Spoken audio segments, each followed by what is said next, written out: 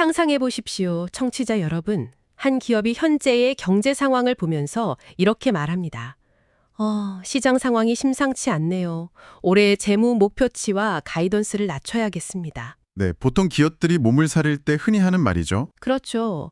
그런데 막상 장부를 열어보니까 기존 고객들은 작년보다 무려 20%나 더 많은 돈을 이 회사에 쏟아붓고 있는 겁니다. 정말 약간 모순적인 상황인 거죠.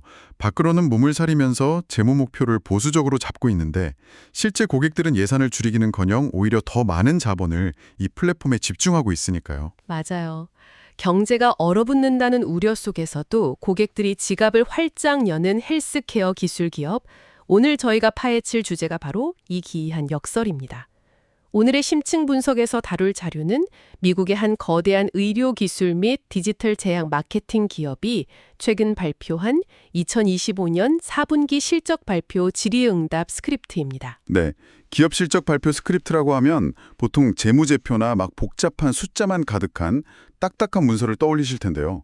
하지만 그 이면의 질의응답을 들여다보면 특정 산업의 지형도가 어떻게 바뀌고 있는지 가장 날것의 힌트를 얻을 수 있죠. 네네. 그래서 우리의 미션은 명확합니다. 이 복잡하고 건조한 실적 발표 자료 속에 숨겨진 헬스케어, AI, 그리고 디지털 마케팅의 거대한 지각 변동을 청취자 여러분이 소화하기 쉽게 핵심만 추출해 드리는 것입니다. 정보의 홍수 속에서 당장 내일 임원진 회의를 준비하셔야 하거나 업계의 거시적인 동향을 빠르게 파악해야 하는 여러분의 귀중한 시간을 확실히 아껴드리겠습니다. 좋습니다. 이 부분을 하나씩 풀어보죠. 먼저 이 기업이 처한 거시경제의 큰 그림부터 살펴볼까요? 분명 장사는 아주 잘 되고 있는데 왜 목표치를 낮춘 건가요? 재미있는 건 이 기업의 경영진이 실적 발표에서 아직 우리 비즈니스에서 시장 둔화의 실제 징후는 전혀 보지 못했다고 명확히 밝혔다는 겁니다. 둔화 징후가 전혀 없다고요? 네, 전혀 없다고 했어요. 그럼에도 고객 예산 성장률 가이던스, 그러니까 향후 예측치를 기존 7% 범위에서 5% 범위로 낮춰 잡았습니다. 징후가 없는데도 선제적으로 목표치를 낮췄다. 이건 뭐 자신감이 없는 걸까요? 아니면 다른 이유가 있는 걸까요? 원문을 꼼꼼히 보면 그 이유가 명확히 나옵니다. 바로 정책적 불확실성 때문이었죠. 정책이요? 새 정부가 들어서면서 소위 의약품 광고 리베이트 금지법이라 불리는 소비자 직접 광고 세금 공제 혜택 축소 가능성이 대두되고 있잖아요. 맞습니다. 그리고 또 인플레이션 감축법 같은 약가 억제 정책에 대한 논의도 활발해지고 있고요. 제약사들 입장에서는 자신들의 수익 모델이나 마케팅 예산에 직접적인 타격을 줄 수 있는 법안들이 논의되고 있으니까 그러니까 예산 집행에 있어서 보수적으로 변할 수밖에 없는 환경이 조성된 거군요. 청취자 여러분, 여기서 저희는 이 정치적 법안들이 장기적으로 긍정적인지 부정적인지 전혀 평가하지 않을 것입니다. 철저히 중립적인 입장에서 원문에 등장한 이 상황이 기업이 직면한 거시적 불확실성 요인이라는 사실만을 짚고 넘어가겠습니다. 네, 그게 중요하죠. 그리고 흥미로운 팩트는 이런 정책적 불안감과 예산 축소 공포에도 불구하고 미국 제약 ETF가 연초 대비 3% 미만으로 하락하는 등 시장 전반에 아주 치명적인 타격은 없었다는 점입니다. 바로 그 지점이 거시경제의 공포와 미시적 기업 성과 사이에 놀라운 괴리를 보여주네요. 외부 환경이 이렇게 불확실하다면 보통 고객들은 지갑을 닫잖아요. 마케팅 부서의 예산이 가장 먼저 삭감될 텐데요. 보통은 그렇죠. 그런데 이 기업은 오히려 20%의 강력한 성장을 기록했습니다. 더 놀라운 건 119%라는 순 매출 유지율입니다. 와, 119%요? 순 매출 유지율이 119%라는 건 작년에 이 플랫폼에 $100를 썼던 기존 고객들이 올해는 이 차락이는커녕 $119를 쓰고 있다는 뜻 아닙니까? 네, 정확합니다. 예산이 깎이는 판국에 오히려 특정 마케팅 채널에 돈을 더 쓴다는 거죠. 이것을 더 큰 그림과 연결해 본다면 시장의 패러다임이 이동하는 이른바 품질로의 도피 현상으로 완벽하게 설명됩니다. 품질로의 도피요? 그게 정확히 어떤 의미죠? 예산이 넉넉할 때는 기업들이 이른바 프로그래매틱 광고 같은 여러 실험적인 채널에 돈을 막 뿌려봅니다. 청취자님도 인터넷 기사 읽으실 때 옆에 뜨는 무작위 변호 광고들 아실 텐데요. 그 알고리즘이 수많은 웹사이트의 광고를 대량으로 자동 노출시키는 방식이요? 네네, 맞아요. 제약사들도 호황기엔 이런 불특정 다수를 향한 실험에 돈을 씁니다. 하지만 예산이 타이트해지면 어떻게 될까요? 당연히 낭비되는 돈부터 줄이겠죠. 조회수는 높은데 실제 처방으로 이어지는지 알 수 없는 약간 애매한 광고들 말입니다. 정확합니다. 불확실한 실험을 멈추고 확실한 투자 대비 수익, 즉 ROI가 철저히 입증된 특정 분야의 전문 채널로 예산을 집중하게 되는 겁니다. 아, 그렇군요. 원문에서도 경영진이 이렇게 말합니다. 고객들이 다른 싼 채널에서 실험을 해봤지만 결과가 좋지 않아서 결국 효율이 입증된 우리 플랫폼으로 돌아오고 있다고요. 결국 위기의 순간에 살아남는 건 화려한 비전이 아니라 증명된 숫자, 압도적인 ROI라는 거네요. 여기서부터가 정말 흥미로워지는 지점입니다. 도대체 무엇이 이 기업에게 그토록 확실한 ROI를 가져다 주는 걸까요? 단순히 의사들이 많이 모여있는 커뮤니티라서 그럴까요? 그것만으론 부족해 보입니다. 원문을 보면 그 비밀 무기가 바로 지금 전 세계 모든 산업을 집어삼키고 있는 화두, AI더군요. 네, 맞습니다. 이 기업은 최상위 40개 고객사가 모인 제약자문위원회에서 역대 최고 참석률을 기록했다고 밝혔는데 고객들이 AI에 대해 매우 즐거워하고 있다는 표현까지 썼습니다. 매우 즐거워한다라. 제약산업 마케팅의 과거를 아신다면 왜 저렇게 즐거워하는지 바로 이해가 가실 겁니다. 네, 제약 분야는 본질적으로 규제와 법률 검토가 매우 깐깐한 보수적인 산업이거든요. 과거에는 마케팅 콘텐츠, 예를 들어 배너 광고 문구 하나를 만들면 어떻게 했느냐? 마케터가 워드 문서 하나를 작성합니다. 네네. 그걸 의약부서, 법무부서를 핑퐁 치듯 오가며 교정을 보는 거예요.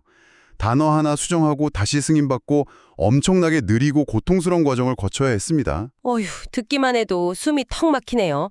병목 현상 그 자체군요. 그런데 AI가 이걸 어떻게 바꿨다는 거죠? 워드 문서를 대신 써주기라도 하는 건가요? 대신 써주는 수준을 훨씬 넘어섰습니다. 이제 마케터들은 단일 문서를 가져오는 게 아니라 수많은 문구, 이미지, 타겟팅 옵션이 담긴 방대한 스프레드시트 라이브러리 자체를 통째로 구축해서 승인을 받습니다. 아예 다양한 변형을 한 번에 검토받는 거군요. 그렇죠.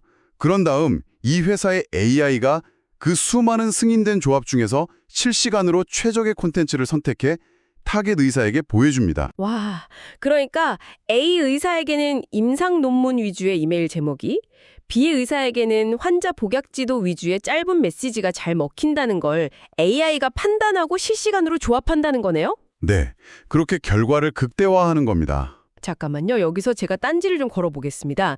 요즘 길거리에 나가보면 동네 카페 메뉴판부터 스타트업 피칭 덱까지 AI 탑재라는 말이 안 들어간 곳이 없습니다. 하하, 그렇죠. 좀 과하게 쓰이긴 하죠. 궁극의 유행어잖아요. 청취자님도 매일 뉴스에서 듣는 뻔한 AI 마케팅 스핀 아닐까요? 원문에서 AI 최적화 패키지를 구매한 고객이 2배 빠른 속도로 성장한다고 했는데 이게 진짜 시스템에 탑재된 AI 알고리즘 덕분인지 어떻게 아냐는 겁니다. 애초에 그런 프리미엄 패키지를 살 만큼 돈이 많고 공격적인 큰 고객이라서 자연스럽게 성장이 빠른 걸 수도 있다는 말씀이시군요. 네, 제 말이 그겁니다. 인과관계가 확실한가요? 아주 날카로운 지적입니다. 단순한 상관관계인지 명확한 인과관계인지 묻는 거군요. 그 AI의 실체가 단순한 유행어가 아니라는 걸 입증하는 단서가 바로 원문에 등장하는 마진입니다. 마진이요? 네, 이 기업 자체적으로 직원 수를 크게 늘리지 않고도 50% 이상의 조정 에비타 마진 가이던스를 달성했다고 밝히고 있거든요. 조정 에비타, 회계 용어라 복잡하게 들리실 수 있는데요. 청취자 여러분을 위해 아주 쉽게 풀자면 회사가 1달러의 매출을 올렸을 때 순수하게 영업활동으로 50센트를 이익으로 남긴다는 뜻 아닙니까? 맞습니다. 기술 기업치고도 비정상적으로 높은 마진율이죠. 만약 AI가 단순한 포장지였고 뒤에서 사람이 일일이 수작업으로 마케팅 최적화를 하고 있었다면 절대 이런 숫자가 안 나옵니다. 고객 매출이 늘어날수록 인건비가 폭증해서 저런 마진이 나올 수 없었겠네요. 그렇죠. AI가 실질적인 인력 대체와 효율성 증대를 이뤄냈다는 완벽한 증거죠. 그리고 더 중요한 건 AI가 의사의 학습 여정을 이해한다는 겁니다. 학습 여정이요? 그건 또 뭔가요? 신약이 나왔을 때 어떤 의사는 아직 이름만 아는 단계이고 어떤 의사는 처방을 진지하게 고민하는 단계입니다. AI는 특정 의사가 어느 단계에 있는지 분석해서 적절한 의사에게 적절한 시점에 최적화된 콘텐츠를 제공하는 거죠. 아, 단순히 예쁜 문장을 써주는 챗봇이 아니네요. 네, 수만 가지 경우의 수를 실시간으로 체스 두듯 계산하는 똑똑한 전략가 역할을 하고 있는 겁니다. 이런 초개인화 역량이 실제 제약사의 처방 매출 증대라는 숫자로 직결된 것이죠. 납득이 갑니다. 그런데 여기서 또 다른 의문이 생기네요. AI가 아무리 기가 막힌 타이밍에 최적의 컨텐츠를 날려준다고 해도 결국 돈을 내는 건 제약사 마케터들이잖아요. 네, 마케터들이 지갑을 열어야죠. 마케터들이 그 성과를 눈으로 직접 확인하지 못하면 다음 해에 119%의 돈을 더 낼 리가 없지 않습니까? 아, 그게 바로 핵심입니다. 그래서 이 회사가 꺼내든 강력한 무기가 바로 클라이언트 포털과 데이터를 통한 실시간 투명성 확보입니다. 클라이언트 포털이요? 여기서 매력적인 부분은 이 포털이 과거에 답답했던 관행을 완전히 뒤집어 놨다는 겁니다. 과거 제약 마케팅을 보면 제약사 마케터들이 수십억 원의 예산을 쓰고도 그 성적표를 보통 1년에 한 번, 그것도 가을쯤에나 받아보는 시기였거든요. 와, 1년에 한 번이요. 비유하자면 수능 공부를 하는데 내가 맞게 공부하고 있는지 모의고사도 한 번 못 보고 연말 성적표만 조마조마하며 기다리는 학생 같네요. 맞습니다. 공부법이 틀렸어도 연말까지는 수정할 방법이 없는 거죠. 그런데 이 클라이언트 포털이 생기면서 마치 실시간으로 내 심박수와 소모 칼로리를 초 단위로 보여주는 스마트워치를 차게 된 것과 같군요. 오, 완벽한 비유입니다. 내가 지금 뛰는 게 효과가 있는지 바로바로 알 수 있게 된 거죠. 청취자 여러분, 여러분의 업무 환경에 이 대시보드를 적용해 보십시오. 상상만 해도 짜릿하네요. 만약 여러분이 수십억 원짜리 프로젝트를 진행하는데 경영진이 그 돈 써서 무슨 효과가 있나 물었을 때 1년 뒤에 알려주겠다고 하는 것과 언제든 포털에 로그인해서 실시간 ROI와 도달률 데이터를 화면에 띄워줄 수 있는 것. 회사 내에서 여러분의 가치와 입지가 어떻게 달라질지 상상해 보시기 바랍니다. 그렇죠. 마케터 입장에서는 그 포털 자체가 사내 정치에서 살아남는 강력한 방패이자 무기가 되는 겁니다. 정말 든든한 무기네요. 네, 여기서 원문에 등장하는 매우 충격적인 통계를 하나 짚고 넘어가야 하는데요. 이 포털이 왜 그렇게 강력한 무기가 되는지 설명해주는 데이터입니다. 어떤 통계죠? 원문에 따르면 현재 미국 전체 의사의 약 절반, 어떤 통계에 따르면 5명 중 3명이 제약사 영업사원을 아예 만나주지 않는 이른바 대면 거부 의사라고 합니다. 네, 잠깐만요. 5명 중 3명이면 60%잖아요. 미국 의사의 절반 이상이 사람인 제약 영업사원의 병원 출입을 아예 막고 있다고요? 네, 그렇습니다. 제약 산업의 꽃은 직접 발로 뛰는 대면 영업 아니었습니까? 과거엔 그랬죠. 하지만 의사들도 번아웃에 시달리고 환자 한 명당 진료 시간이 5분도 안 되는 척박한 환경 속에서 점심시간에 불쑥 찾아오는 영업사원을 만날 여유가 완전히 사라진 겁니다. 아, 듣고 보니 이해가 가네요. 이런 상황에서 전통적인 오프라인 영업망은 사실상 반토막이 났습니다. 제약사 내부적으로는 엄청난 위기인 거죠. 아, 그렇다면 디지털 마케터들이 이 포털 데이터를 들고 사내에서 어떤 이야기를 할지 딱 그림이 그려집니다. 어떤 이야기를 할까요? 경영진 여러분, 오프라인 영업팀이 도달하지 못하는 저 60%의 굳게 닫힌 문을 보십시오. 우리가 디지털 채널과 AI를 통해 저 대면 거부 의사들에게 직접 도달해서 클릭과 반영을 이끌어냈습니다. 여기 실시간 데이터가 그 증거입니다. 이렇게 되겠군요. 정확합니다. 바로 그겁니다. 포털이 마케터들의 사내 협상력을 높여주면서 이 기술 기업과 제약사 간의 마찰을 완전히 없애버렸다는 점이 정말 매력적이죠. 아, 마찰을 없앴다. 네, 과거에는 이 기업의 서비스가 아무리 훌륭해도 고객이 예산을 추가로 집행하려면 줌 미팅을 두세 번 하고 견적서를 요청하고 결제를 올리는 번거로운 절차를 거쳐야 했습니다. 그 과정에서 지쳐서 포기하는 경우도 많았겠네요. 그렇죠. 하지만 포털을 통해 실시간으로 자신의 성공을 확인한 마케터들은 이제 자발적으로 버튼을 눌러 예산을 늘립니다. 추가 판매, 즉 업셀이 너무나 자연스럽게 일어나는 거죠. 성과를 확인하는 마찰, 구매하는 마찰을 다 없애버렸군요. 게다가 특정 시기에 집중되던 단발성 캠페인을 1년 내내 진행하는 통합 프로그램으로 전환시켰습니다. 앞서 제약 마케팅은 1, 2월에 법률 검토 받느라 시간이 다 간다고 했잖아요. 네, 엄청 느리다고 하셨죠? 그 고질적인 병목 현상에 갇히지 않고 연중 내내 마케팅이 돌아가게 만든 겁니다. 기업 입장에서는 1분기든 4분기든 1년 내내 안정적인 수익을 창출하는 거대한 수도관을 연결한 셈이죠. 정말 경이롭네요. 마찰을 없애고 투명성을 주니까 돈이 스스로 굴러들어오는 구조가 만들어졌습니다. 실시간 데이터, 119%의 유지율, 50%가 넘는 마진. 그 결과 이 회사의 금고에는 무려 10억 달러에 육박하는 막대한 현금이 쌓여 있다고 원문은 밝히고 있습니다. 어마어마한 현금이죠. 그렇다면 이 모든 것이 도대체 무슨 의미일까요? 이 막대한 자본과 동력으로 이들은 앞으로 어떻게 진화할 생각입니까? 여기서 이 기업 경영진이 스스로 정의한 비즈니스의 삼막 구조가 등장합니다. 기업은 자사의 성장 서사를 세 단계로 나눠 아주 명확하게 설명하고 있거든요. 오, 삼막구조요. 제일막은 뭔가요? 제1막은 뉴스피드입니다. 의사들이 매일 임상 정보와 의료계 뉴스를 확인하는 이른바 의료계 전용 뉴스피드죠. 매일 접속하는 공간이군요. 네, 이미 100만 명 이상의 고유 처방의가 사용 중이며 기사 탭 클릭 횟수가 전년 대비 30%나 증가했습니다. 경쟁 플랫폼들의 영향력이 쇠퇴하면서 사용자들이 이쪽으로 대거 블랙홀처럼 유입되고 있죠. 이미 흔들림 없는 기반을 다진 제일막이네요. 일종의 거대한 트래픽 댐을 만든 거군요. 그럼 제2막은 뭡니까? 제2막은 워크플로우와 처방집 도구입니다. 이 부분은 전년 대비 무려 100% 이상 폭풍 성장 중입니다. 처방집 도구라는 게 정확히 의사들의 일상에서 어떻게 쓰이는 건가요? 환자가 왔을 때 의사는 약을 처방해야 하잖아요. 그런데 환자의 건강보험 종류에 따라 처방할 수 있는 승인된 약물 목록, 즉 처방집이 다 다릅니다. 미국은 보험 시스템이 복잡하니까요. 맞아요. 이 회사는 의사가 진료하는 바로 그 순간 워크플로우 화면에 환자 맞춤형 처방집 정보와 특정 약물의 사전 승인 절차를 원클릭으로 해결해주는 도구를 심어놓은 겁니다. 진료 현장에 완전히 밀착해 있네요. 놀라운 건 이렇게 100%씩 성장하고도 전체 고객 중 침투율이 여전히 10%대, 낮은 두 자릿수에 불과하고 하는 점입니다. 와, 시장을 장악할 여지가 엄청나게 남아있다는 거네요. 네, 일단 작은 규모의 워크플로우 도구로 고객사에 진입한 뒤 동일 제약사 내에 다른 브랜드나 약물로 서비스를 끝없이 확장해 나가는 선점 후 확장 전략이 완벽하게 먹혀들고 있습니다. 그렇군요.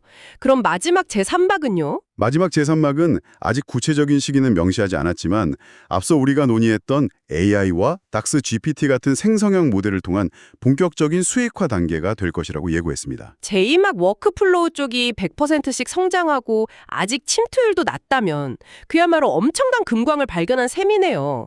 그런데 전문가님, 여기서 제가 약간 짓궂은 질문을 하나 던져보겠습니다. 네, 말씀하시죠. 회사에 현금이 10억 달러나 있고 새로운 제2막 워크플로우 제품이 이렇게 잘 나간다면 기존의 제1막인 뉴스피드는 결국 사람들의 관심에서 멀어지거나 제살 깎아먹기, 즉 자기 잠식이 일어나는 것 아닌가요? 자기 잠식이요? 네. 자본 배분의 관점에서 볼 때 10억 달러의 현금을 쥐고 있다는 건 마치 거대한 군대를 보유한 것과 같습니다. 군대가 크면 전투에서 질 확률은 낮아지지만 진짜 위험한 건 지휘관이 심심해서 엉뚱한 나라를 무리하게 침략하거나 무의미한 곳에 자원을 낭비하다가 망하는 거잖아요. 그렇죠. 역사적으로도 그런 일이 많았죠. 경쟁사를 닥치는 대로 사들이거나 이 핫한 제2막에만 올인하는 게 낫지 않습니까? 이는 매우 중요한 질문을 제기합니다. 흔히 자본이 넘치면 신제품이 구제품을 죽이거나 쓸데없는 M&A에 돈을 낭비할 거라 생각하기 쉽죠. 하지만 경영진화 답변을 분석해보면 이들의 절제력이 돋보입니다. 절제력이요? 10억 달러를 들고도 절제한다고요? 네, 우선 뉴스피드와 워크플로우는 철저하게 분리된 독립적 채널로 작동합니다. 워크플로우라는 새로운 수익 창출구가 생겼기 때문에 오히려 제1막인 뉴스피드에 광고를 무리하게 도배해서 의사들의 피로도를 높이는 실수를 피할 수 있었습니다.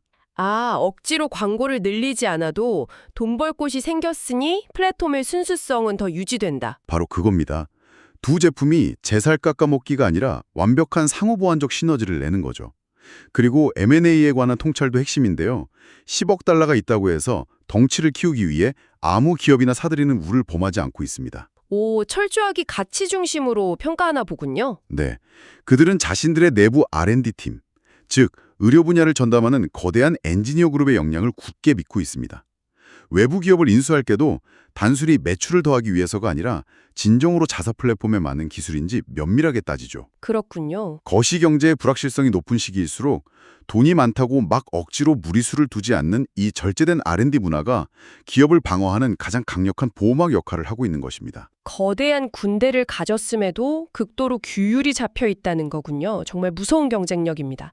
자, 이제 오늘 우리가 나눈 깊은 대화를 요약해 볼 시간입니다. 네, 시장 전반의 예산 삭감 공포나 정책 변화라는 거시경제의 불확실성 속에서도 뚫리지 않는 방패가 무엇인지 오늘 확실히 배웠습니다. 그렇습니다. 고객에게 압도적이고 투명한 ROI를 실시간 데이터로 증명할 수 있다면, 그리고 AI를 단순한 시장이 아니라 업무의 병목을 부수고 마찰 없는 구매 경험을 제공하는 실질적 도구로 활용한다면 기업은 어떠한 흔들림 없이 폭발적인 성장을 이어갈 수 있다는 거죠. 청취자 여러분, 오늘 여러분이 몸담고 있는 업계나 부서가 거시경제의 파도 속에서 정체되어 있다고 느껴진다면 이 기업의 사례를 꼭 거울서나 보시기 바랍니다. 맞아요. 우리 회사는 어떨까 돌아보는 게 중요하죠. 우리는 고객이 우리의 성과를 실시간으로 확인하고 인정하게 만들어주고 있는가? 우리의 AI 도입은 그저 보여주기식 유행어인가? 아니면 기존 업무 프로세스의 근본적인 마찰을 없애는 무기인가?